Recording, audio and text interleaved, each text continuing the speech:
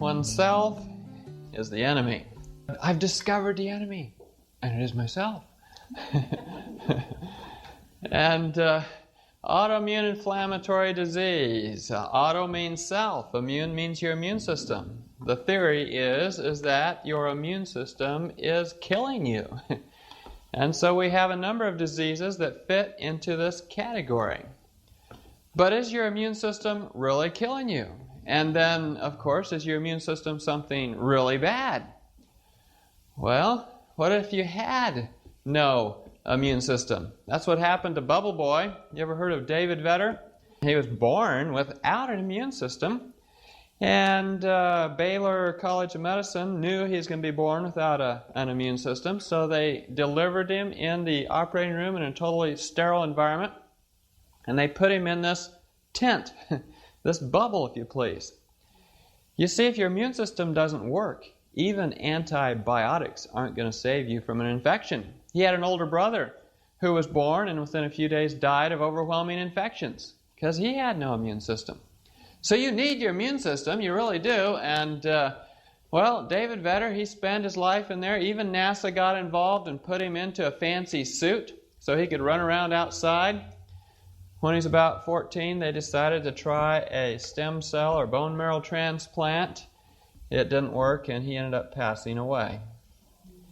All to illustrate, you need an immune system. And what is your immune system made up of? Well, I'd break it down into 3 different levels. The most basic and primitive level, perhaps, is your skin. It's sort of like a plastic bag. Well, no, it's much more technical than a plastic bag, but it's a barrier. It keeps things out. And it's got special oils and so forth that will be on it so that it will not let invaders in. But the skin is there to protect. What happens if you get a rose thorn through your skin? It festers up. And that we call inflammation. And so the next level of your immune system that functions when you have an invader that your body has no idea what it is inflammation, the inflammatory response. A new antigen, a new bacteria, a new virus, any kind of new injury. The most basic response then is inflammation. This is sort of like carpet bombing. You remember World War II and somehow we had something against the Germans, and so we'd go flying over Berlin with our flying dump trucks, and we'd see something down there that needed to be hit, and we'd push the button, and the hopper would open, and a whole load of bombs would go down there. Yeah, one of them might have hit the target, and the rest of them hit everything else. Collateral damage, bystander, injury, all kinds of problems with everything else but what we're trying to hit. That's what inflammation is like. Shotgun effect. And you get a bunch of damage. The highest level of the immune system is cellular immunity. This is where one white cell goes and engulfs one bacteria, takes him out of commission, no bystander damage, no collateral damage. This is like where a white cell sends out an antibody, and the antibody marks a bacteria for removal from the system, and it gets removed. Very little collateral damage. This is where you really want your immune system to be functioning at. And so let's just review here. The lowest level of your immune system is your skin, a barrier for sure, pretty technical barrier. And then the next level, if you get your skin breached, is inflammation. Inflammation then is the body's default response to something it doesn't know what is and has no way of dealing with. The highest level immune system is like cellular immunity. So this would be like Desert Storm, precision bombing, where they would take a laser like my little pointer here and send a bomb down the laser into a smokestack or something. Very precision, a lot less collateral damage. Well, so you start doing things that mess with your immune system, as we'll talk about tonight. You start doing stuff that makes it so cellular immunity isn't functioning very well. And then your body starts treating everything with inflammation. All insults, all intruders, everybody gets the shotgun. And then your doctor says, oh, you got too much inflammation, you get rheumatoid arthritis, you're getting SLE, you're getting all these different problems. We got to give you a pill. We're going to give you prednisone, methotrexate, whatever, they just wiped out your immune system. So now all you have left is your skin. And then they argue whether or not they should give you a vaccine lest you die of what's in the vaccine. And so what we have to do is get your immune system functioning way back up here at cellular immunity, not treating everything with inflammation. So if you wipe out your immune system, it starts going down. The other thing you can do is you can make this part of your immune system too strong. It's sort of like a bullfight. You know how it is. The bull comes out and he's had plenty of sleep. He's not in a bad mood. And somebody puts out the red flag in front of him and he doesn't do anything. So they start getting things and poking him and whacking him until he's all angry, and then he'll chase the red flag. Well, people do that by messing with their immune system by creating inflammation in their bodies, increasing this part of their immune system to where the inflammation is ready to jump on anything like the bull. And so we'll talk about things that create too much inflammation as we go along here. Well, and what kind of diseases crop up when this inflammation goes up? Oh, the list goes on, but polyarteritis nodosa, inflammatory bowel disease, systemic lupus erythematosus, ulcerative colitis, multiple sclerosis, fibromyalgia, asthma, ankylosing spondylitis, polymyalgia. The list goes on and on and on and on and on and on and on. You go, wait. How can you put all those on one slide? And are they really that similar? When I was in medical school, a lot of times we'd go on a rotation with a specialty, and the people in that specialty would kind of poke fun at the other specialties.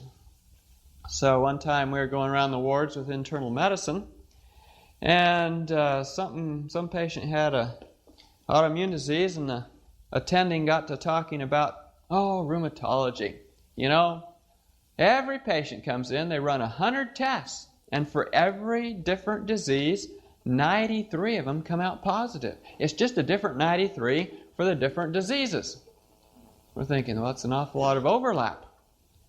And when we got to rheumatology, sure enough, all of them had a positive this or SED rate or something. And then, how'd they treat him? They treated him pretty much all the same. All of them got their immune system knocked out, either prednisone, methotrexate, or some other fancy drug, an antimalarial or something. And so they treated them all as if they were pretty similar. So yes, we kind of lump them all together, and there's a lot of principles that cross over. And so there's a few differences, but a lot of overlap. So let's talk about what perturbs the immune system. What messes with the immune system so that it isn't functioning at the highest level? What makes it react with more inflammation all the time? What makes it worse? Well, does that lady look happy? Stress. Stress is number one. That's right. And where they study this is like people getting job burnout. Oh, I hate my job, And those folks are much more likely to end up with an injury and end up with an autoimmune inflammatory disease. And one of those autoimmune inflammatory diseases is cardiovascular disease. Did you know that atherosclerosis is really an inflammatory disorder? And they can monitor it based on the inflammation in your body. If you've had a major stressful event within the last 2 years, then your risk of getting one of these diseases goes up by 140%. I've had a lot of patients come in and tell me about their disease, and we go back looking to when it started, and it started when Grandma died, or it started, they have a stressful event in their life. And what are stressful events? Well, these are like new job, get married, get divorced, have a kid, move to a new location, come to one of Dr. Clark's lectures. No, not really. You get the idea. All right, and this happens so that people who are in more stressful jobs get more of these diseases. Also, people who are only using their brains and not getting a lot of physical exercise are more likely to come down with one of these diseases. People who work outside have less trouble with these diseases. One of the reasons is people who are always thinking the blood pools to their head. When the blood slows down, it starts inflaming. Anything that slows the blood down will increase the inflammation in the blood. In Japan, they have a whole disease they call blood stasis inflammatory syndrome. Because when people quit moving, the blood slows down. When the blood slows down, the toxins it's carrying from the tissues back to the lungs and heart and so forth are in the blood longer, and it inflames the blood. And so this is a problem. So anything that slows the blood, I mean, sitting around doing nothing, sedentary lifestyle, sitting there watching TV, tight clothing, too tight of bands. For example, around the waist. If you have a too tight a band around your waist, it changes the blood flow in your abdominal wall.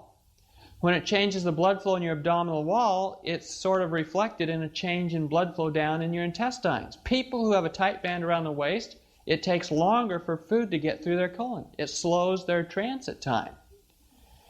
Well, what happens if food is in your colon much longer?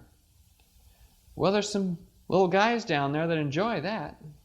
They're called bacteria, and they overgrow. When they overgrow, they start putting off toxins. Have you heard of toxic shock syndrome?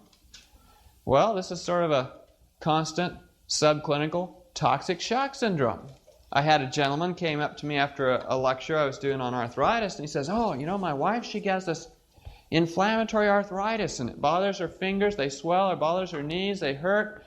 And when it gets worse, she goes and she does a colon cleanse. And then it's all good for about 3 months, and it starts coming back, and then she has to do another colon cleanse." He says, "Do you think she's hurting herself by all these colon cleanses?" And I said, "Well, there's nothing wrong with a colon cleanse, but I'm just wondering what she's doing to re-pollute the colon every 3 months."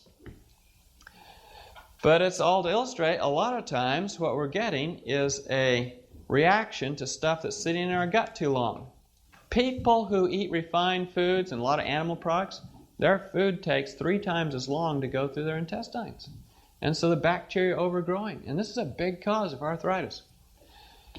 Also, if you let your extremities get too cold, it chills the blood back from your arms and legs, and it all pools in your chest and abdomen and pelvis, and the blood slows down and the inflammation goes up. And on the sedentary lifestyle, they did a study on a bunch of young men. They made them get in bed in a hospital and lay there for 2 weeks. And they watched their inflammation, SED rate, C-reactive protein, interleukins and so forth, tumor necrosis factor, and everything started going up. I mean, if they didn't get out of that bed soon, they would come down with something. So sitting around doing nothing raises the inflammation in your body. I probably should have put this up here in bright red because it's so important. Because your body runs on a clock. Everything runs on a clock. Soybeans run on a clock. They did a study on soybeans where they went out to a patch of soybeans and they shined a really bright light on the soybeans at 3 a.m. in the morning. Then, the next morning, they came and looked at the soybeans without the bright light. Soybeans turn their leaves up to the sun.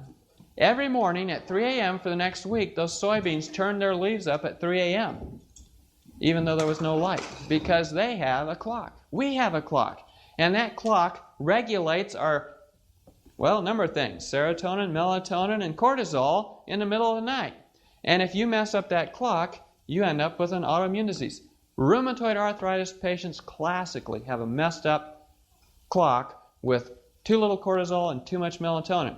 And so the circadian rhythm is very important. The anti-inflammatory clock malfunctions when meal times are varied. In other words, today I eat breakfast at 8, tomorrow at 8:30, next day 7:30. If I mix up my times of eating, it messes up that clock. Or if I eat too late in the evening, because then I'll go to bed, I'll still be digesting food, and it wipes out my hormones in the middle of the night. When sleeping times are varied, and some jobs, like nursing, where you have a shift where you have to do one shift 3 nights a week, and a different program 4 nights a week, or you're trying to keep up with everybody else, it really messes up the clock. Shift work. Snack attack. Fried potatoes, salty snacks. Are there any antioxidants in French fries? No. And if you don't have any antioxidants, you're not helping the problem. So if you're not a part of the solution, you are part of the problem, right? And so that's a big problem. All these junk foods we eat, salty snacks, desserts, processed meats, they instigate oxidative stress, inflammation. They raise the inflammation in the body. Can you think of a healthy snack? Apple, fruit. No snacks are healthy. Ah, somebody caught on. I just got through telling you have to keep your meal times just exact. And it's better. And we talked about 2 meals a day, didn't we? And so, no, there's no healthy snacks. It implies you're eating between meals. Okay, trick question. Sorry about that. Okay, let's go on. Now, if you fry anything, you take, even the best extra virgin, cold-pressed olive oil with all its phytochemicals and antioxidants, and you fry with it, it'll make trans fat. It'll make oxidized lipids. It'll make acrylamide. There are toxic levels of acrylamide in potato chips, between 2 and 500 times toxic levels according to some government standards. And so anytime you fry with oil, you are making a very dangerous product that'll increase inflammation in your body and lead to more and more autoimmune disease. Ulcerative colitis. If you eat more oil in your diet, even vegetable oil, even omega-6, it will increase the risk of ulcerative colitis by 30%. Oils are not real great. Well, but I like my oil, and they sell it down at the supermarket. Where'd they get it? From the factory. How'd the factory get it? Well, how many ears of corn does it take to make 1 teaspoon of oil? 12 to 14. And you can't squeeze the ear of corn and get any oil out of it, so how'd they get it out of there? Well, they do what they call chipping the corn, and then they soak it in hexane, it's sort of like gasoline, and they dissolve the oil out of it, and then they heat this mixture up so the hexane will evaporate off, and then you have this oil. It's already been heated for you then. And this stuff was hidden away because, the best way to get your oils, as we found out in our cholesterol lecture, is in natural ways, like in the nuts and the avocados and olives and things like that, rather than using these concentrated products that came from 13 ears of corn. Ice cream parlor woes. Oxidized cholesterol promotes tissue inflammation. This inflammation causes cells to die. When the cells die in your coronary arteries, that's where you start building plaque, inflammatory heart disease. And this will increase inflammation in your body, creating autoimmune inflammatory disease. And so anytime you oxidize cholesterol, it's a problem. How does this work? Well, oxygen is usually the thing that oxidizes cholesterol. So there's my oxygen molecule. And since cholesterol is usually the one that gets damaged, I'll use it as the illustration. So the oxygen comes along, and it comes over the cholesterol, and it takes a bite out of it, essentially. Oxygen is hungry for electrons. It steals them from cholesterol. And then your cholesterol is oxidized. It becomes a free radical, and the inflammation goes up. So what the cholesterol does is it goes through the bloodstream. The cells take it up. But when the cells take it up, it takes a bite out of the cell. And the cell dies, and the cell starts leaking its contents all over your body. Oh, could I have 12,000 units of antioxidants with that fried chicken and large fries? It would be good. And what do antioxidants do? Well, they're sort of like pillows, would you say? Well, they're sort of like when they have a race, they put up hay bales in case somebody gets off the track, they hit a hay bale instead of the wall. The oxidized cholesterol hits an antioxidant, and the antioxidant either is a free radical scavenger and takes it out of the system, or the antioxidant gets oxidized, but it doesn't cause damage. And so it has stopped the cholesterol in its tracks.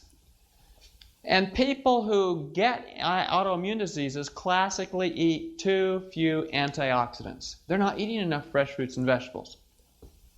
And so like we said, these oxidized cholesterol molecules kill cells. The cells dump their contents into your bloodstream. The bloodstream looks at them and says, what was that? I just saw a DNA molecule go by, but there's not supposed to be DNA here. Send out the antibodies or something. And so when you go to your doctor and you have rheumatoid arthritis, what do?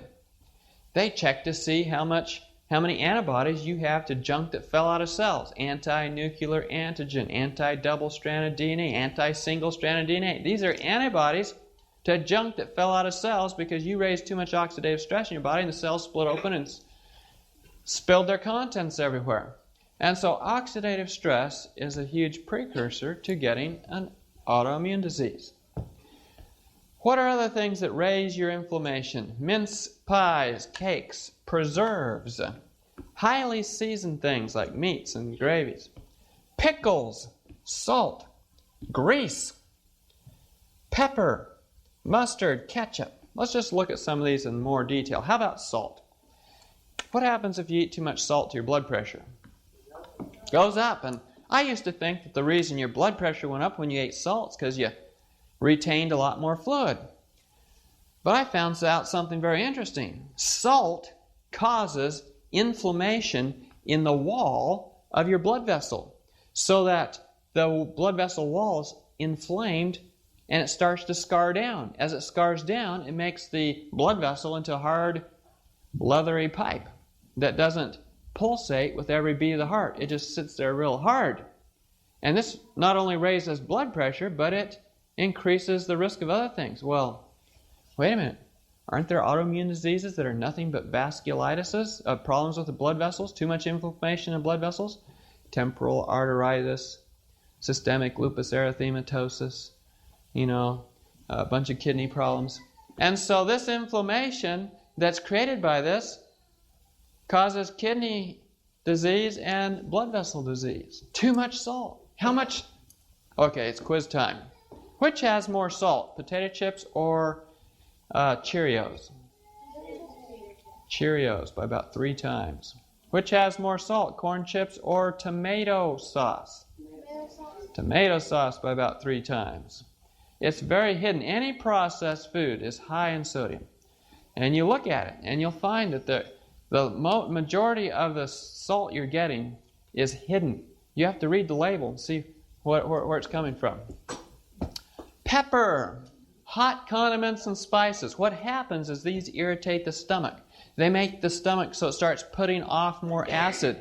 When there's more acid in your stomach, the acid starts causing cell breakdown. When the cells get destroyed, they bleed a little bit. And this is hard on the lining of the stomach. It creates inflammation. For example, red pepper, cayenne pepper, increases the amount of acid in your stomach by 700%. You know that animal protein is much harder to digest. It's much more tightly wound. And so it takes a lot more acid to digest it. And so same thing happens. It increases inflammation. Black pepper increases it by about 400%. And so anything that's hot will tend to increase the inflammation in your stomach. Sugar. How about sugar? How about refined carbohydrates? A diet high in refined carbohydrates negatively affects the balance between antioxidants and free radicals and tips the scale toward more and more inflammation. Why do I say refined carbohydrates? For example, a breakfast consisting of a bowl of cornflakes, skim milk, a piece of toast, and a glass of orange juice turns almost instantly into 16 teaspoons of sugar. Well, what will that do for me? That'll raise the inflammation in your body by 240%. Better to eat the oatmeal we talked about. Something that's not refined and won't turn to sugar in your bloodstream instantly. There's certain sugars that are especially bad. High fructose corn syrup, or fructose from any source that's refined. It's like a stimulator to the white cells to cause inflammation. It's like pushing their buttons. Cause inflammation. And that's exactly what it does, especially in the blood vessels and the liver, increasing the risk of an autoimmune disease. Well, what do they have fructose in? Everything. Soda and bread and donuts and pastries. And it's cheap. It takes less of it to create the same amount of sweetness. It's highly available, and so they stick it in everything. So you got to read your labels. Could I have crackers with my soup, please? Yeah. But what are crackers? Soda crackers. They're raised with baking soda or baking powder. What's baking soda? Antacid. Way antacid. And so when your stomach, which needs to make acid, gets a bunch of baking soda in it, it has to work much harder to get the pH down. If you don't get your pH down to 1, your protein digestion enzymes will never get turned on. And so the stomach has to work way harder. And when it works way harder, it starts doing that same thing as taking pepper. It starts microbleeding. Baking soda and baking powder are associated with a 190% increase of stomach cancer. A cancer that often results from, first of all, increasing inflammation. Then you get an ulcer, and it keeps healing, and then it doesn't know when to stop healing, and it becomes cancer. And so baking soda is a huge cause. What's baking soda in? Besides crackers? Bread, some breads, donuts, pastries, cakes. A lot of stuff. They put it in, bottles of lemon juice have baking soda in it. You have to watch your ingredients. Back in the old days, back when we were settling America, we didn't have all these processed foods.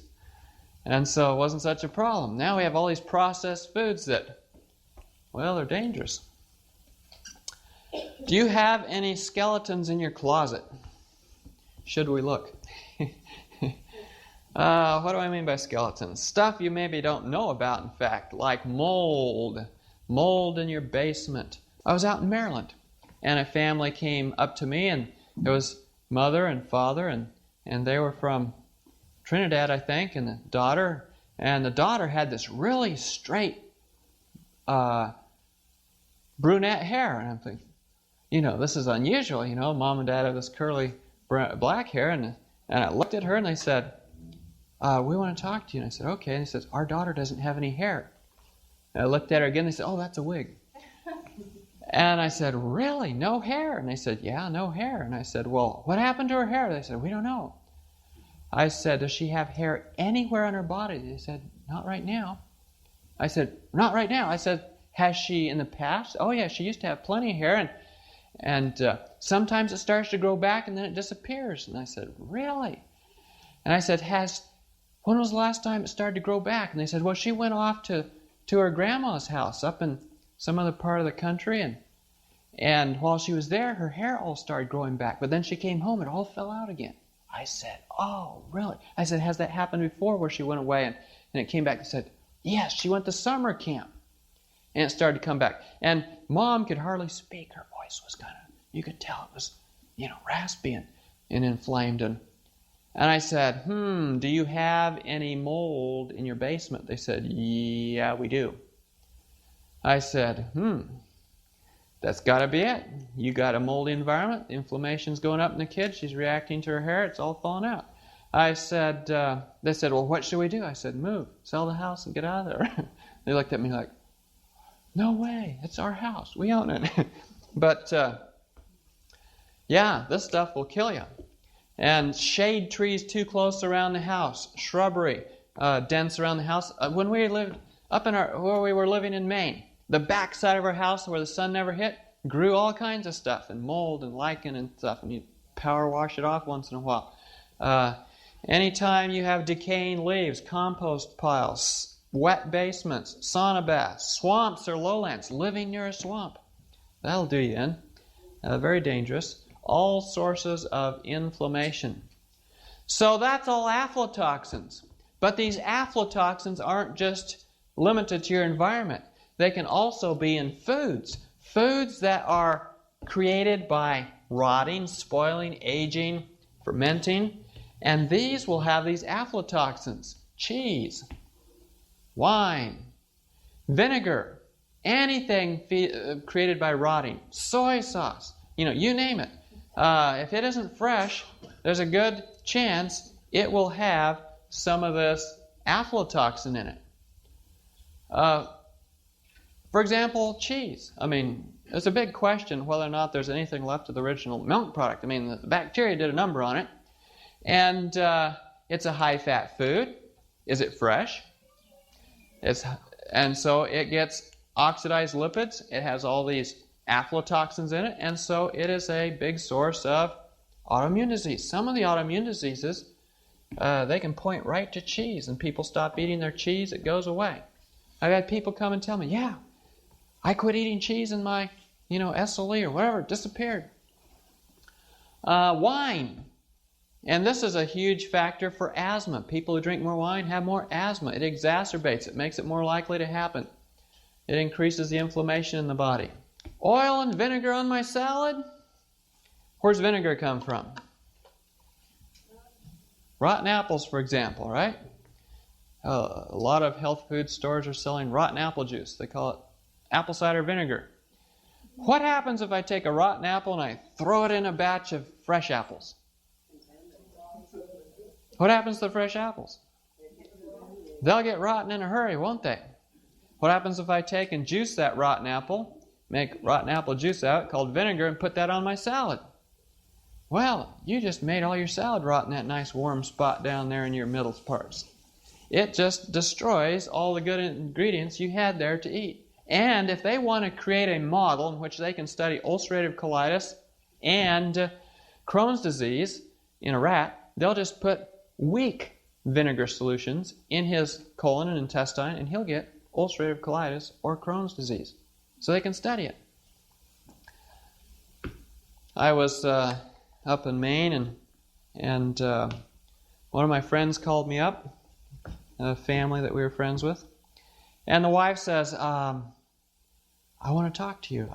We have a problem with my husband. He's been having blood in his stools and mucus, and he's been having cramps and pain. We went to the doctor, and they did a colonoscopy, and they say he has all these ulcers up and down his rectum and colon, and he has ulcerative colitis. And they want to put him on a drug, and they say he'll be on this drug the rest of his life, some kind of sulfa drug, and she wasn't very happy about that. And so is there anything we can do to fix this and help it without going down that route? She said, we talked to the doctor, we said, we want to try to fix it. He says, okay, I'll give you 1 month, and you come back, and I'll do another colonoscopy and see if you did any good.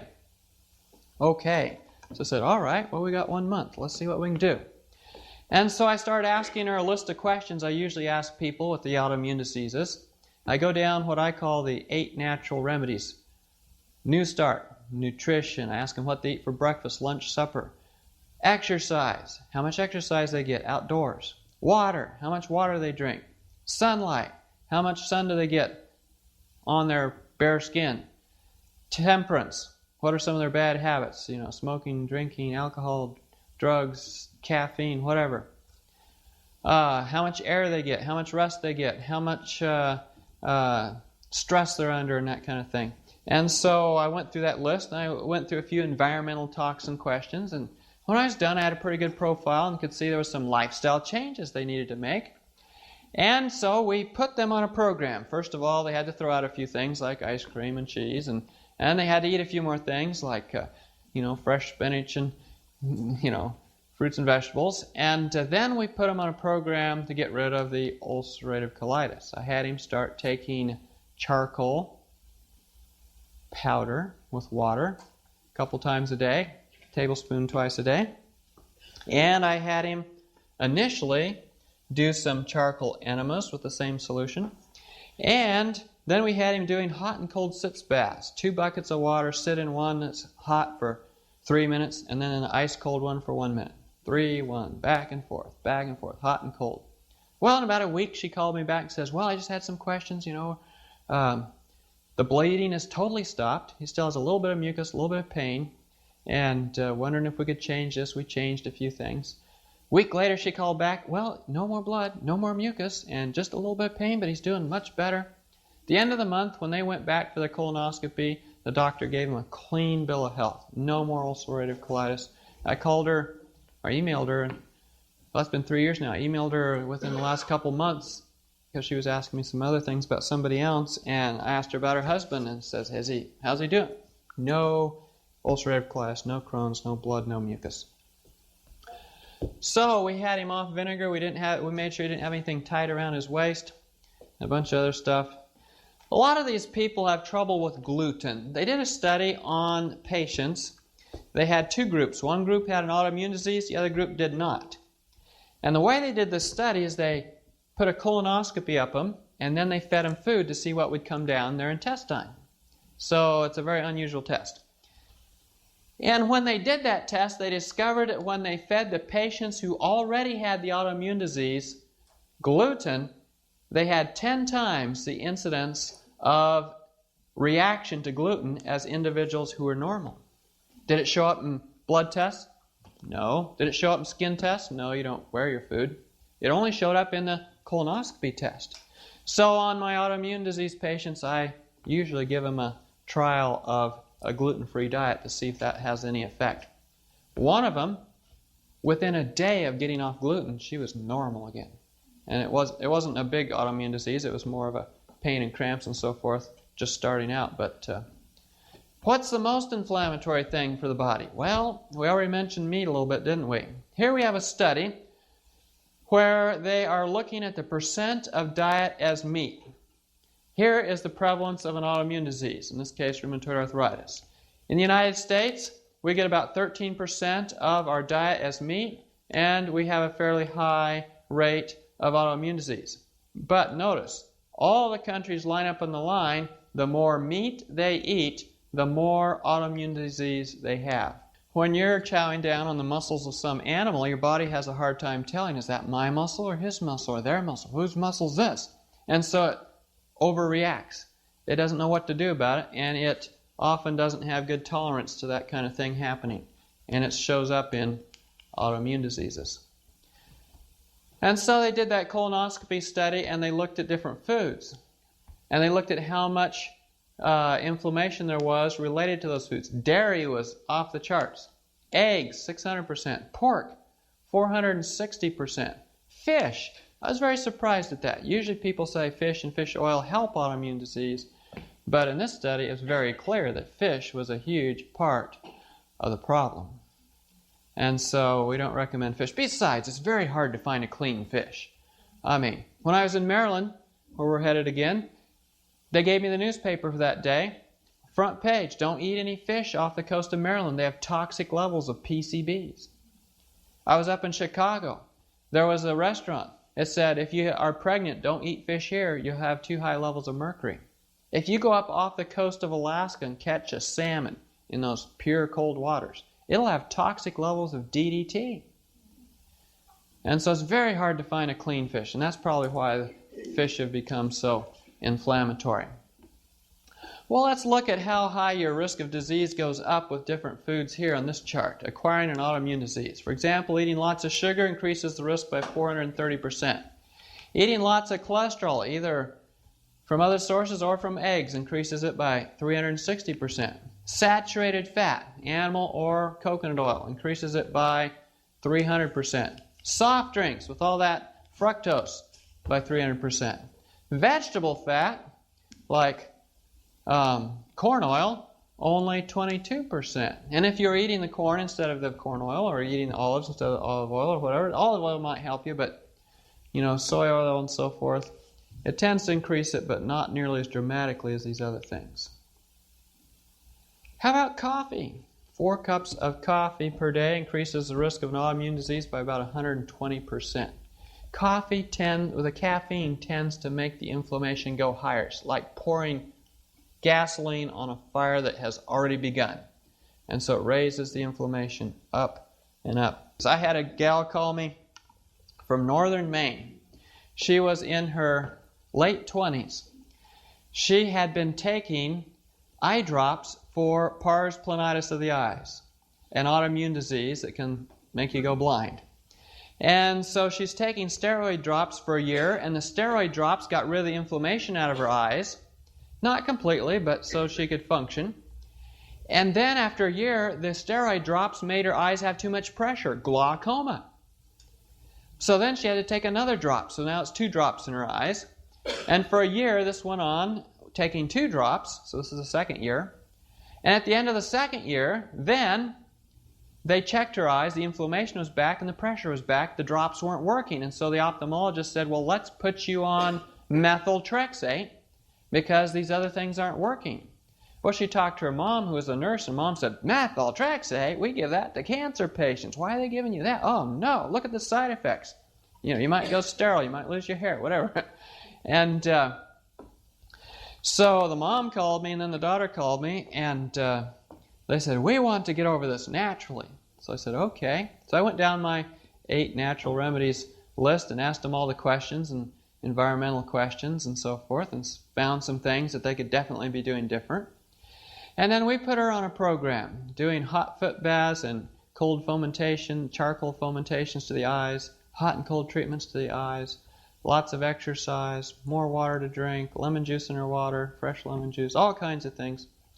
And within 3 days of starting the program, the halos she had seen around lights for 2 years went away. No longer blurry vision. And by the end of the week, she was supposed to go back to her doctor. She went back to the ophthalmologist, and he looked in her eyes. Oh, good, the inflammation's going away. The pressure's great. Okay, let me see you back in 3 weeks. So she came back in 3 weeks, and he looked in her eyes, and hey, no more inflammation, pressure's fine, it's great. Boy, that methotrexate sure is working wonders. And she says, well, I have a confession to make. She's kind of a shy gal. I have a confession to make. Oh, what's that? I haven't been taking the methotrexate. Can I tell you what I have been doing? Okay. What have you been doing? Well, and she told him, and he's like, I don't know. I might be missing something. Let me have you come back in 3 weeks. We'll check you again, just to be sure. So she came back in 3 weeks. He looked in her eyes. Inflammation's totally gone. He checked the pressure. He says, well, I don't know. I might be missing something. I have a friend down in Boston who's a research ophthalmologist that's doing research on pars planitis, this inflammation in your eyes, and I'd like you to go down and see him. Okay. So she went down to Boston, sat in this office, and got taken in, and the ophthalmologist looks in her eyes, and he says, you don't have pars planitis. And she says, can I tell you how I got rid of it? He says, no, and don't tell anybody out in my waiting area either. And so we were in contact with, that's 3 years ago, and she went on the radio and talked about this just recently, and still is fine. And so these things can be cured naturally if you treat the immune system right and get it pumped up where it belongs. All right, smoking, full of all kinds of inflammatory things. I mean, it's burning, it's embers. It's not a dietary supplement, it's just plain smoke. So this really does a number on your immune system. I mean, your immune system, you have these antioxidants to deal with, naturally occurring problems in your body, and then you dump a whole slug of extra oxidants on it, and you just used up all your antioxidants to take care of the tobacco smoke, and now you're out of antioxidants and you're in big trouble. So smoking is a major problem. When you eat too much food, the body doesn't know what to do with it. It's like building a bigger fire than you can contain, and it creates inflammation. That extra food really adds to the inflammation. It creates aging. You get older faster. It does all kinds of things to you. On the other hand, if you eat less food, we call it caloric restriction, then it reduces inflammation. In fact, in some of the studies in Scandinavia and in Japan, where they take in a bunch of rheumatoid arthritis patients and they want to get their disease under control, they'll study them for 55 days. During that time, they'll have 3 fasts, each for 3 days. The fast greatly brings the inflammation down in a hurry. And then they put them on a total vegetarian diet and avoid gluten and have great success. And so fasting or eating fewer calories is a way, and they put them on a very low-calorie diet, like 1,200 calories per day, which is quite low for most people. On the other hand, you get too much weight on you, too much fat, and it increases the risk of an autoimmune disease by about 275%. People who weigh more have more of these diseases. You see, it has to do with this fat and what happens with it. Once you have reached maybe 4 years of age, 2 years of age, you don't produce any more fat cells. You get what you get, and after that, if you get more weight, the fat cells just get bigger and bigger and bigger. And the bigger they get, the farther it is from the outside to the inside. And the bigger they get, the less the fat on the inside can be attended to by the blood vessels on the outside of the cell. And the fat on the inside starts going rancid. And as it goes rancid, it puts off little rancid particles, oxidized lipids. These go through the body and increase inflammation, increase the risk of macular degeneration, hearing loss, Alzheimer's, which is very related to inflammation and autoimmune diseases, and kidney failure and so forth. And so just the cells getting big is a problem. The other problem, do you know what this machine here is? CT scan. And it gives you a picture that looks like this. Here's a normal person, a little bit of fat on the outside. It's a slice right through the middle. Belly button's right up here, right in the middle of her. Here's the backbone back here, kidney. And this is a normal person. There's some fat around there for sure, and that's normal. But notice there's also fat on the inside, but not much. You get over here to the overweight person, and not only do they have a lot more fat on the outside, those big cells that are poorly attended to, but there's a lot more fat on the inside. And this fat on the inside is always at a higher temperature. If we checked your temperature tonight with a thermometer, it would probably be 98.6 if you're healthy. But that's not the temperature it is down deep inside of you, especially if you have lots of insulation on. The temperature down inside you is going to be more like 100 degrees. And what happens to fat? Take a piece of meat, trim off the fat, and put the fat at 100 degrees for a while. What happens to it?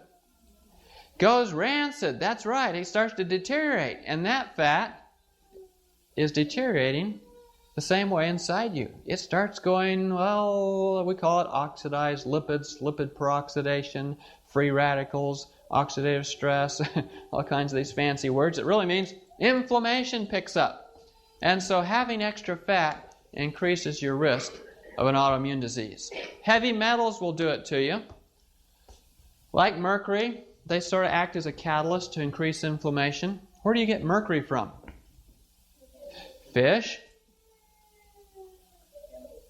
Huh? Where else? Fillings in your teeth, says the dental hygienist. But another source is vaccinations, right? Vaccinations have a lot of mercury.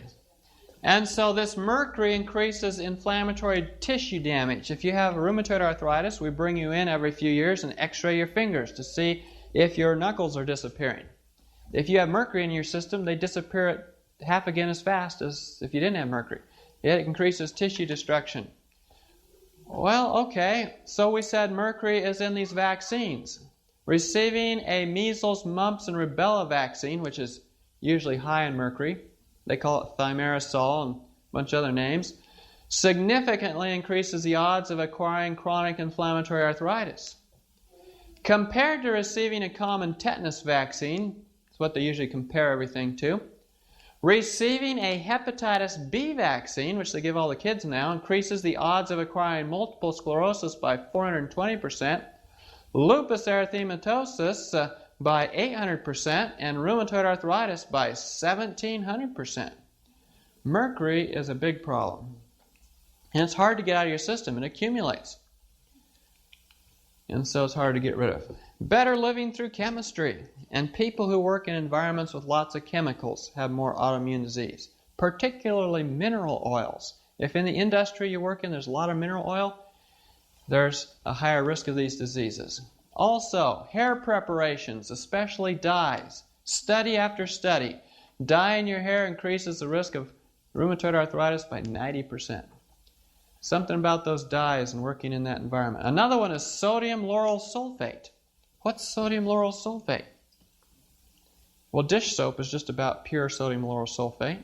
Shampoo usually has it. Toothpaste, skin moisturizing agents. And so a lot of the health food stores have shampoos that are SLS free and toothpaste that's sodium lauryl sulfate free, or potassium lauryl sulfate, or ammonium lauryl sulfate, whatever lauryl sulfate free. And so that you won't get that. So you can buy stuff without that.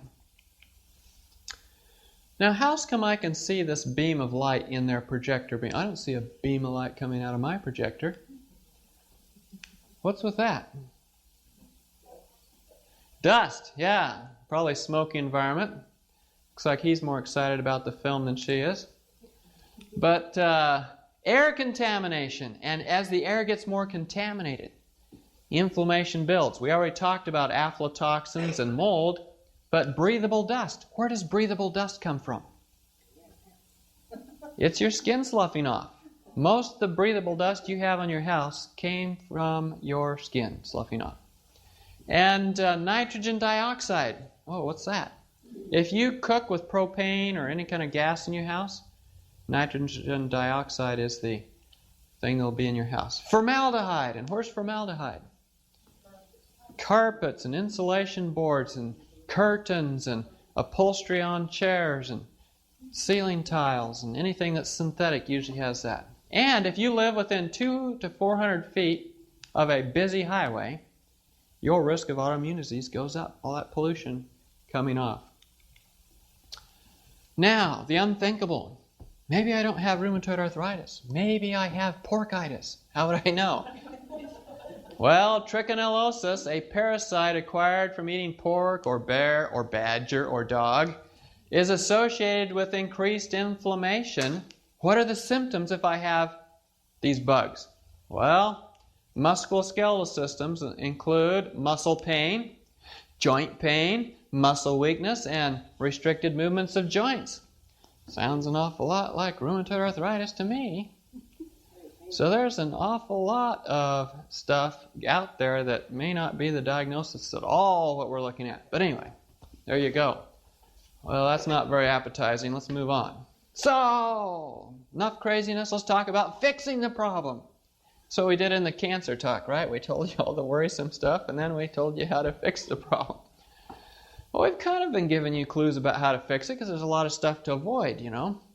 Okay, restoring and maintaining the immune system. What do I do about it? And by the way, this has a lot to do with avoiding things like the flu as well.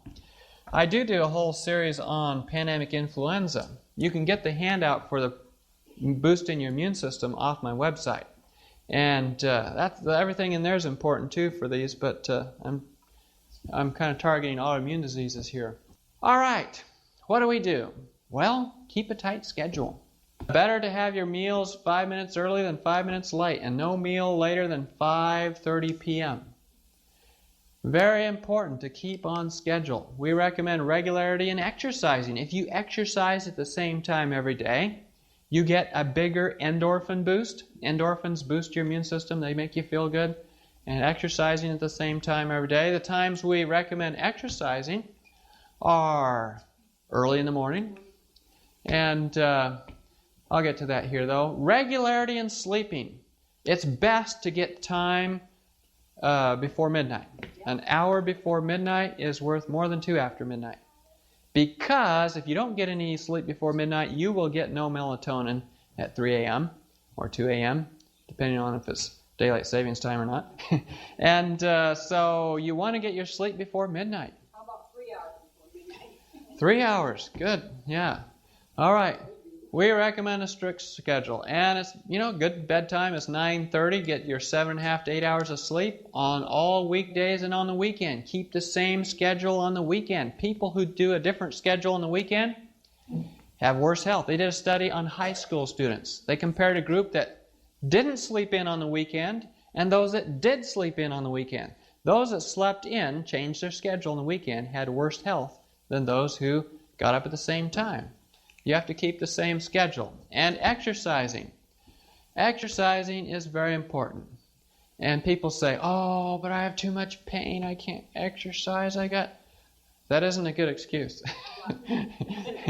Because when you exercise, the pain may be a sign you are too stiff from not exercising. So exercising actually reduces pain, increases strength, reduces fatigue, and it does not make the disease worse. In many cases, it improves it. And so, even these inflammatory diseases. Morning air. Best time to exercise is in the early morning when there's dew on the grass and there's more negative ions in the air. And those negative ions boost your immune system and make it so it's functioning at the higher level instead of treating everything with inflammation. Jobs where you work outside. Wouldn't you like a job just watching birds or something? There's not very many of those jobs left, are there? And so people who work outside have less of this autoimmune inflammatory disease. And one of the reasons is the sunlight. Sunlight exposure reduces inflammation. Probably largely due to vitamin D, but that's probably not the only reason. And vitamin D deficiency increases the risk of cancers, multiple sclerosis, rheumatoid arthritis, hypertension, cardiovascular disease, and type 1 diabetes, which is an autoimmune disease. So you want to get your vitamin D. How do I get it? Well, it's recommended that you get at least 25% of your skin exposed to the sunlight for 20 minutes each day. How much is 25% of my skin? Well, we go by these burn charts in the hospital. Chest is 18%, legs is 9%, arms is 4%. So basically the whole front of you to get 25%. And 20 minutes. And then you do that during the summer, it'll store up the vitamin D in your fat, and it'll last during the winter. And so it's a benefit.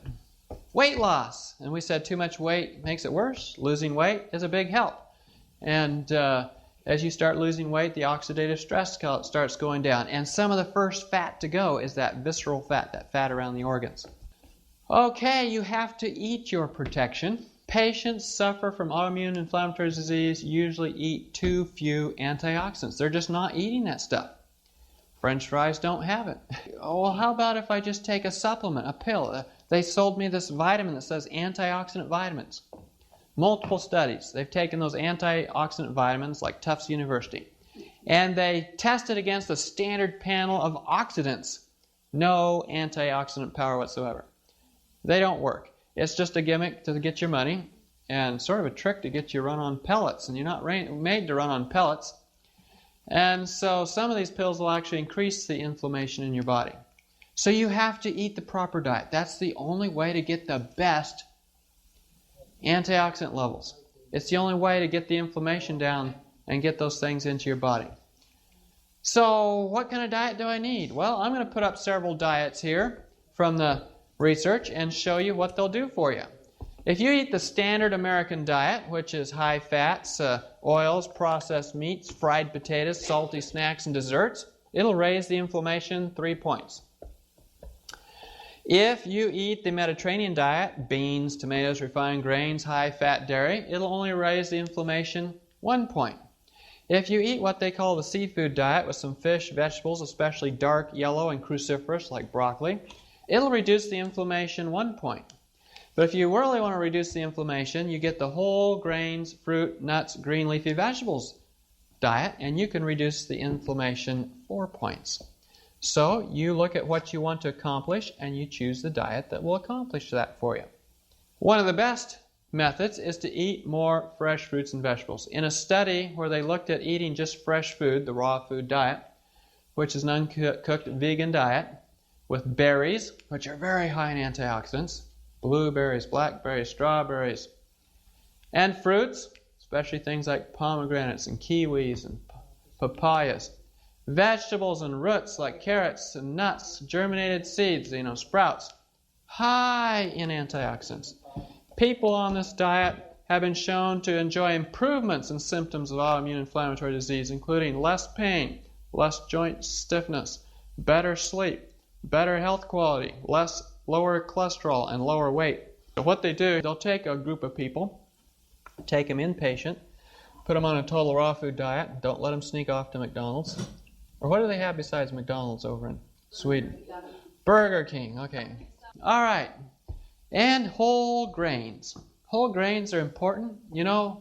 Our food is getting a little deficient. It's because they keep farming the same land over and over and over and over and over, and they use up all the selenium and so forth out of the land.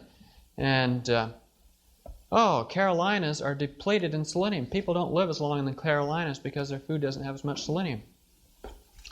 But anyway, the amount of magnesium in foods decreased by 19% in the last 50 years. All foods. That's everything from chicken McNuggets to broccoli. Down by 20%. Well, what do I do about it? Well, choose foods that have more of these. What you really need is foods with zinc, selenium, magnesium, and chromium. And where would I find those? Well, when you start eating whole grains, whole wheat flour has 530% more magnesium, 320% more zinc, and 110% more selenium than white flour. It has about 800% more chromium. So you want to choose foods that will have the most minerals in them. Well, what if I want to make sure? What do? Take a mineral pill? No, mineral pills don't help. What you want to do is put mineral supplement on your garden. The plants will take up the minerals. Then when you eat the plants, you get more of the minerals. If you just eat mineral pills, you just enrich your sewer system with more minerals. They don't stick with you. They have to be chelated with plant phytochemicals. And it's usually in the fiber that the minerals are. For example, magnesium is in the fiber. And so when you are deficient on fiber, you're also deficient on magnesium, and your inflammation goes up. So you want to get your fiber for sure. And you want to chew your food real well. In your mouth, some of you still have tonsils. Well, even if the doctor took what was, part of your tonsils, he left some there. And the tonsils are full of cells called dendritic cells. These dendritic cells sample your food as you eat it. And then they go and they tell the cells in the spleen, hey, he's eating broccoli. Don't overreact. Those cells in turn tell the cells in the intestines, don't overreact. That's just broccoli coming. It sets up food tolerance. But if you drink your food, you never get that food tolerance developed, so you're more likely to get an autoimmune disease. If you don't chew your food much, you won't get that food tolerance. One of my classmates in medical school, his father-in-law was an allergist. And one of the things he would do is he would take the food to which people were sensitive, make a tincture out of it, put it in a bottle, and then have them put the little drops of this under their tongue and hold it there for 15 minutes. In essence, presenting to the dendritic cells the antigen to which they were reacting so they wouldn't react to it anymore. Well, if you just chew your food good, it will fix the problem. When I was growing up in Kansas, I grew up around Wichita, the newspaper came out with this article about this woman who was 135 years old. And so they went to this woman, the newspaper did, the editor, and said, well, how did you live this long? And she says, well, I chew my food until I can swish it through my teeth before I swallow it. That's pretty good. Not only 135 still has her teeth, but anyway, I thought that was pretty interesting. And that's exactly what she's doing, making sure her body doesn't react to the food.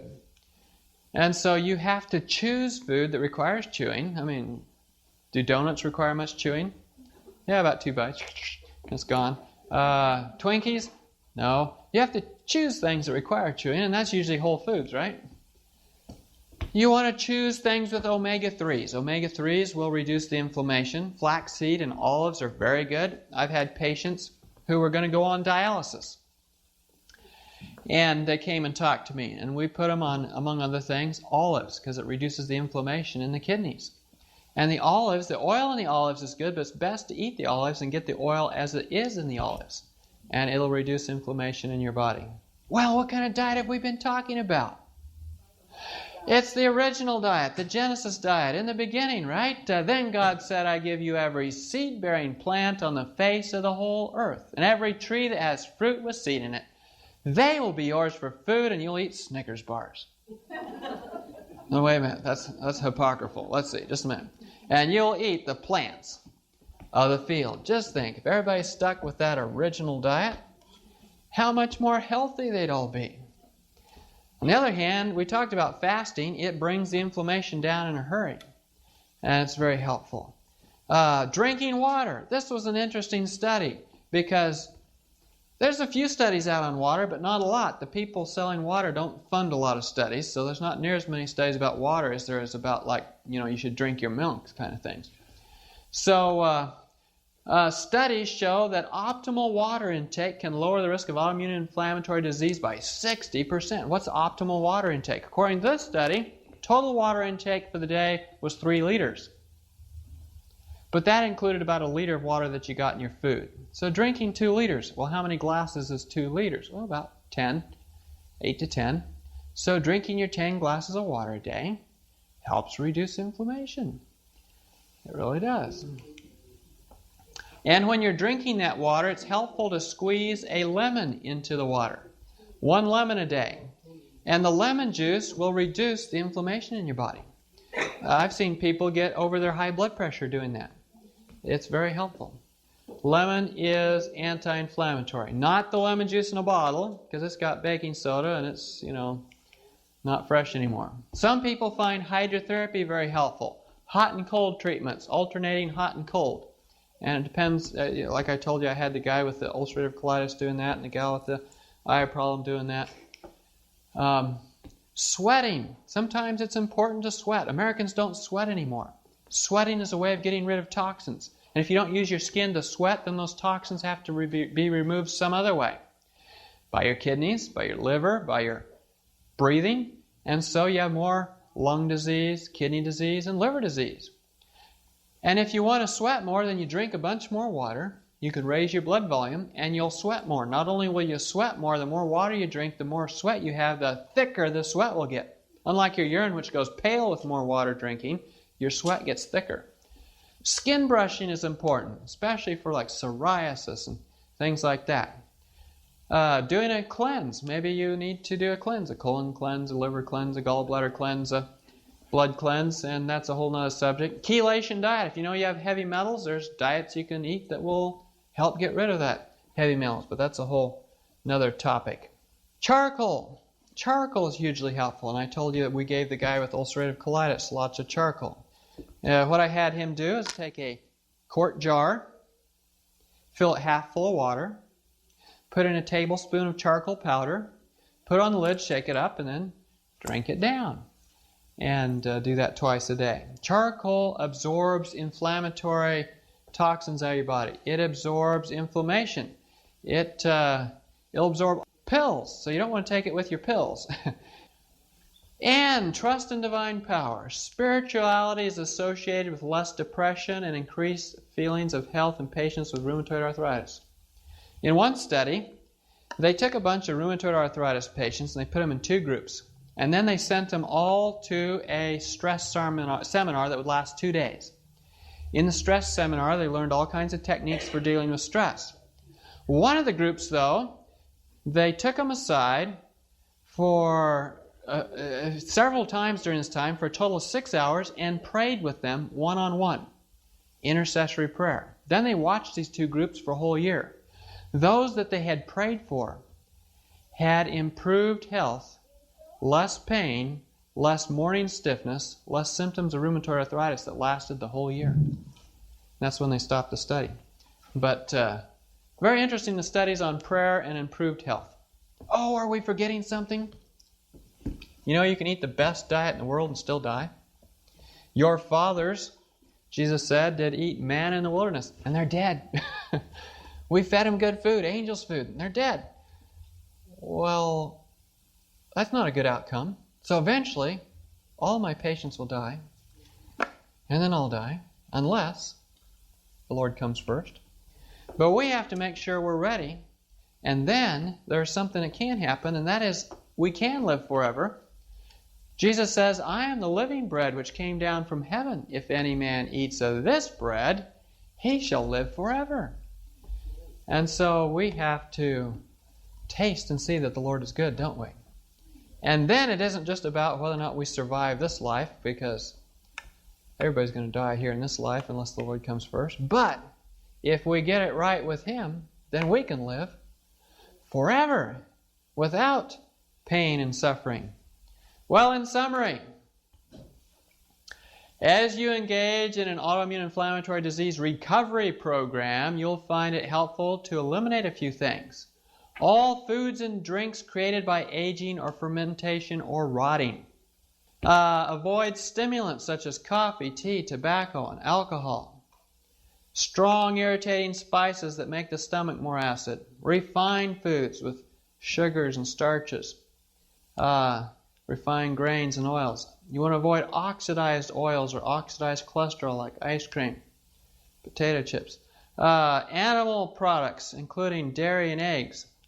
You might even need to eliminate gluten, wheat. It's in everything that's got wheat or rye or oats or most of the grains. It wouldn't be in corn or amaranth or quinoa or rice. Tight clothing you want to avoid. Clothing that does not provide adequate warmth. You want to get rid of excess body weight. You want to avoid eating extra calories. You might want to fast. What things do you need to do? You want to have a regular program of exercise and sleeping and eating. You want to eat whole plant foods with all their nice antioxidants, especially lots of fresh fruits and vegetables, things with omega-3s. As a matter of fact, a vegetarian gets about half their oils as omega-3, just because vegetables have omega-3s. A meat eater gets about 5% of their oils as omega-3s, and they get a lot of other saturated fats that aren't good. Chew your food thoroughly. Make use of pure water, drinking plenty, bathing, and maybe doing some hot and cold treatments. And use wise application of charcoal by mouth and sometimes topically. So there's our list.